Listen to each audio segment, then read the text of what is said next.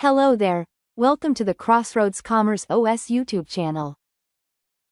In this video, you will learn about how to manage vendors in Krossroads POS. To get started, navigate to the vendors screen using the navigation menu. The grid in the vendors screen will display any vendor records you currently have. To add a new vendor record, click the Create New Vendor button.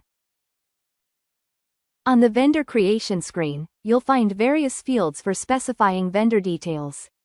When creating a new vendor record, you must provide the name and select the vendor type. Once you have provided these fields, the other fields are optional. You can choose to populate them or leave them blank.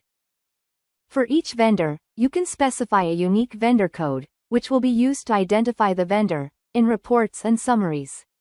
The vendor code can be up to 4 characters long. If the vendor you are creating is not currently active, you can toggle off the Is Active field until you are ready to activate the vendor.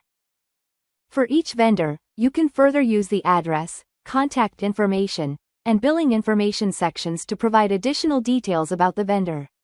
Under the address field, you can provide the vendor location address details. Under the contact information section, you can enter the details of the primary contact person at the vendor.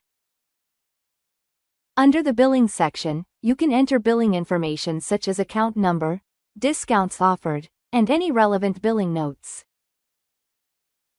After entering the vendor details, use the Save button to store the vendor's information.